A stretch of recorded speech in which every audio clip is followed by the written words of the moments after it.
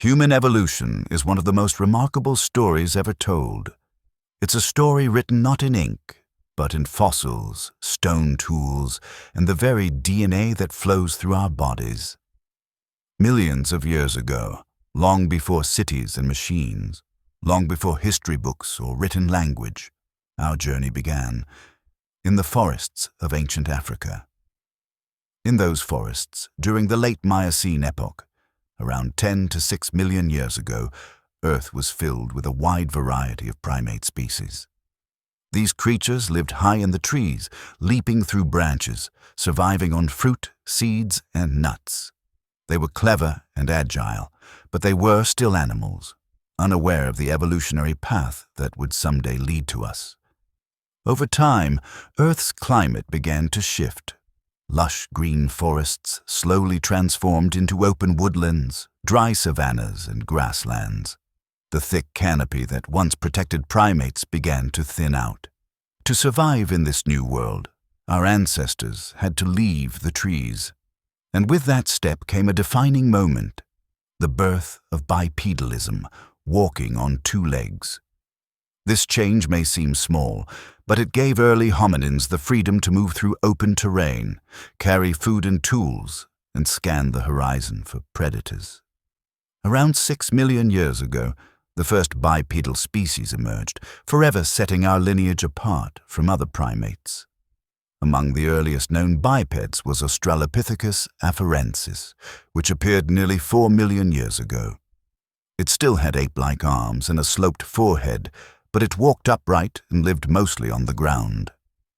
This was not yet a human, but it was the beginning of something new. Human evolution was never a straight line. Multiple hominin species lived at the same time, often competing with one another. Some evolved, some vanished, but each one added something to our story. Roughly 2.4 million years ago, a major leap occurred with the appearance of Homo habilis, the handy man. This early human ancestor was different, not just in posture or body shape, but in behavior. Homo habilis made stone tools, used them to crack bones and cut meat, and began to think creatively. Its brain was larger, nearly 600 cubic centimeters, a sign of growing intelligence. This intelligence helped Homo habilis survive for hundreds of thousands of years. But eventually, an even more advanced species emerged, Homo erectus. Homo erectus is one of the most important ancestors in our history. Appearing around 2 million years ago, this species had a modern body structure. Longer legs, shorter arms, and the ability to walk and run across vast distances. It had a brain twice the size of Australopithecus and was capable of using fire. Fire was revolutionary. It allowed Homo erectus to cook food, scare off predators, and survive in colder climates. Campfires may have also served as social gathering places, where language began to take shape and bonds were strengthened. With fire, tools, and teamwork, Homo erectus became the first hominin to leave Africa, spreading into Asia and beyond. As time passed, new hominin species appeared. About 600,000 years ago, Homo heidelbergensis arrived. Strong, intelligent, and skilled hunters.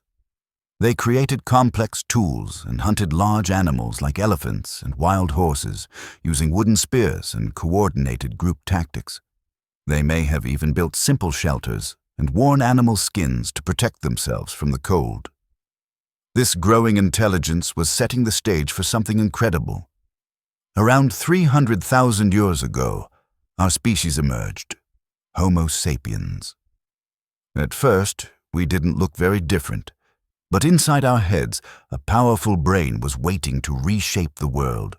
Our skulls became rounder, our faces flatter, and our tools more advanced. By 100,000 years ago, we had learned to control fire, wear clothing, and live in complex social groups. But our true brilliance began to shine around 40,000 years ago, when humans started creating art. Cave walls became canvases for our stories. Hunters and animals were painted using natural pigments. Small statues were carved from bone and stone. We made music using flutes and drums, and we spoke in languages that allowed.